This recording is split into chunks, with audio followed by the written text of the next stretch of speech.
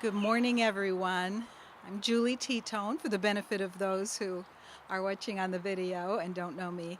I'm Communications Manager for Sno-Isle Libraries, and since coming here last year to the Service Center, I've been very intrigued with the fact that we are on the Tulalip Reservation, and that even though Interstate 5 is out our front door, we have Quilceda Creek and a natural area out the back door, and I know absolutely nothing about the natural landscape here other than it's beautiful. So Daryl Williams, the environmental liaison for the Tulalip Tribes Natural Resources Division, is kind enough to come today and just tell us a little bit about the many, many things that they do to protect and improve the environment in the region, and what's out our back door. So I'll turn it over to Daryl. Good morning, everybody. Happy Earth Day. Yeah, well, first of all, historically there is no such thing as a Tulalip Tribes. The Tulalip Tribes are made up of the Snohomish, Snoqualmie, Skykomish, and a few other allied tribes in the area that were moved to the Tulalip Reservation at treaty times. And rather than just taking the name of one of the tribes, they decided to take their name after Tulalip Bay, which is in the middle of our reservation shoreline. So when the tribes kind of reorganized under the Indian Reorganization Act of 1934, that's when the Tulalip Tribes came to become a tribe. And but they have the rights and privileges that each of the member tribes originally had. So under the treaties, we can fish in our usual accustomed fishing areas, which includes all of the Snohomish and Stillaguamish watersheds and marine areas from the northern tip of Vashon Island up to the Canadian border. So we have a fairly large fishing area that we manage. But as a part of that, we're also looking at trying to restore habitat for the salmon species. So we've been working on a number of projects in the Snohomish and Stillaguamish watersheds. The largest project we've been working on is just a little ways across the freeway here along EB Slough. It's called our Quilute project. It's just on the east side of the Marysville wastewater treatment plant. The property we own there, I think, totals close to 400 acres. About 350 to 370, somewhere in there, will actually be submerged during high tide once we breach the dike, which, if everything goes as planned, will happen this September. This is a project that we've been working on for close to 20 years now. It was actually, I think, 19 years ago when we did the initial land purchase of a 270-acre farm that Pete Portinga had there. With all the development in Sunnyside that has happened in recent years, his property basically got flooded out from the stormwater runoff. So he wanted to sell his farm and move to another location that was drier. So we took the opportunity to acquire his farm, and then have been working since then to acquire neighboring parcels that are all within the area that would be tidally influenced once the dikes were breached. As a part of the project, we built some dikes along the little industrial area on the west side of the project to protect those from the tides and storm surges. We've also built some other dikes in the area, not necessarily to prevent water from getting to the other side, but to attenuate the energy of the waves coming in, especially with storm events, so that we don't have the waves eroding neighboring properties. But anyway, if all goes as planned, as said, this will be breached this fall. We've also been working on an area further north that feeds into Quilceda Creek here. It's actually on Coho Creek, which flows through our business park area. That business park area used to be part of the Boeing test site where they tested engines, windshields, and other things there. And before that, was a Department of Defense munitions storage site. When the Department of Defense acquired the property, it was primarily forested wetland, and they put in a series of deep ditches to try to dry out the property so that they had some dry land to store their munitions on. We've been actually replacing some of those old straight deep ditches that Department of Defense put in and rebuilding a meandering stream through that system. At the time we took over management of the property after Boeing moved out, we had maybe a dozen chum and a dozen coho salmon returning in to that stream system annually. So far, we've only restored about a quarter mile of stream, and those numbers have already jumped up to over 100 chum and 100 coho coming through. So a little bit of restoration work can actually make a big difference. And we're wanting to rebuild about another 1.5 miles of stream up there. Unfortunately, most of our time the last few years has been tied up in the Quilute project, trying to get that one done. So we haven't been working in on Coho Creek as much. But once this project's wrapped up, then we'll get back to work on that creek and do a lot more work and help produce some good habitat for salmon to use in our local system here on the reservation. But we've also, doing a number of other things. We've been working with the farming community to try to improve how the farmers manage their properties to better protect salmon habitat. And but we're also trying to work with the farmers to figure out what we can do to help them make their lands more productive. So we're really trying to improve the productivity of both farming and fisheries at the same time. So with working with Snohomish County, we helped create the sustainable land strategy that's doing that with Snohomish County farmers.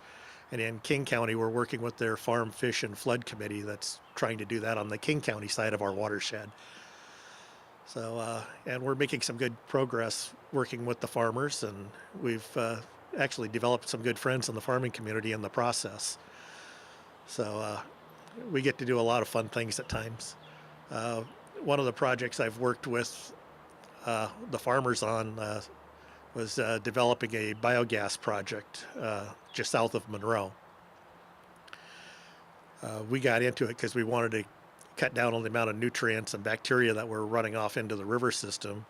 And the farmers were interested because they wanted to reduce their nutrient management cost and do a better job of managing their nutrients.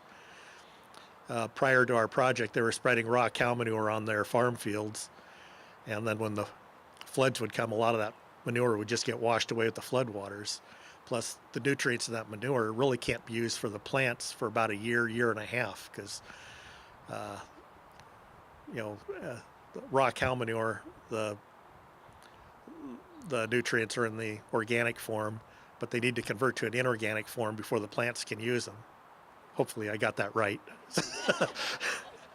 Sometimes I get it backwards, but that generally takes about a year, year and a half. So we built an anaerobic digester up there where we put the manure into the digester, capture the methane gas that just a natural byproduct of decomposition, and then at the back end of the digester, after it's been in there for about 3 weeks, the nutrients coming out are actually in the inorganic form so the plants can use them right away.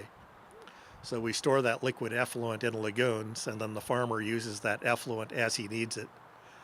And that's actually saved him a lot of money on purchasing commercial fertilizers because he doesn't really need to anymore by making more efficient use of the nutrients he already had.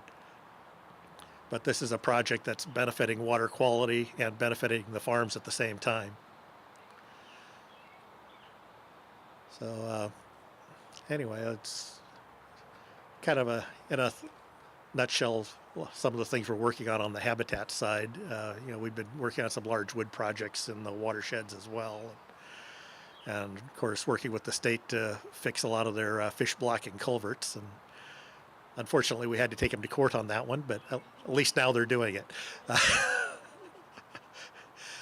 But with that, I think I'll just ask if there are any questions that any of you have about what the tribe's doing.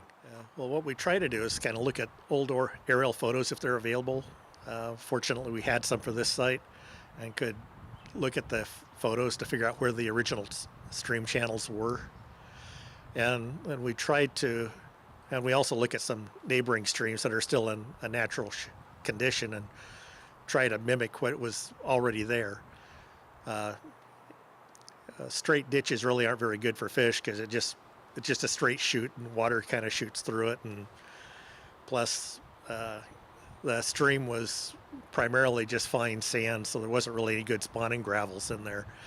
So besides kind of creating a meandering stream, we're also placing in some gravels that the fish could actually use for spawning, and trying to do that in stretches where we have enough slope where the water flowing through there during the high flow times will actually flush out the fine sediments and leave the gravel behind.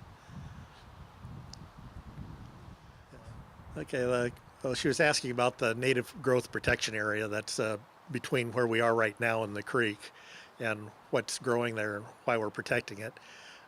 Unfortunately, we have a lot of invasive plants in these native growth protection areas, but they're really set aside to maintain a strip of vegetation growth that'll help clean our stormwater runoff before it gets to the creek. There have been a lot of studies done that show that if you have at least 100 feet of vegetation growth, the plants will actually capture a lot of the contaminants before they hit the freshwater streams. So the whole idea of the planting strip is just to clean water before it gets to where the fish are. Yes. Now, there's nothing in law that prevents anyone from crossing a native growth protection area. It's just required to leave an area with natural vegetation preferably, or native vegetation preferably, but whatever vegetation is there will help. And yeah, it's perfectly legal to have trails going through it so you can actually see the stream. You could probably see salmon heading up that stream starting in late September and through early November. Starting out with the chinook and then the coho and pinks and chum are the last ones through. So this creek has basically everything except sockeye. Well, the first question was when the salmon spawn, what percent of them actually come back to the stream system, which actually varies by species of salmon, and it's a low percentage. The natural return is less than 1%, but that's why the salmon lay so many eggs. A chinook salmon on average will lay about 2,500 eggs. The other salmon are a little bit less than that, but depending on the species of salmon, generally I think between about 1,500 and 2,500 eggs are laid by a single female. So even if you get 1% of that, that's actually not a bad number of fish per spawning couple. Could you repeat that second question again, please? The second question was the beneficial effects of having Oh, yeah. tidal flow through that. Yeah, the beneficial effects of having the tidal flow into that area where we'll be breaching the dikes this fall. It's really mainly to aid the fish in getting more growth before they head out to sea and to adapt to salt water. As the fish migrate out of the freshwater areas, each species, you get fish produced in thousands of miles of streams, all hitting the estuary about the same time. And when they get there, that's where they really put on a lot of growth before they actually head out to the ocean. And the bigger they are when they leave the estuary, the better their chances are of surviving through Puget Sound. So it's mainly just to get more areas with plant growth where you get the bug production and other things that the fish eat, and allow them to get some growth and allow them to hold out for a couple of weeks while they adapt to the salt water, because the salmon have to adapt their osmo regulatory system to go from freshwater to saltwater, which generally takes a few days, not something that happens all in one day. Well, thank you. Daryl, thank you ever so much for coming. My pleasure. I'm sure Daryl would be glad to answer more questions for you.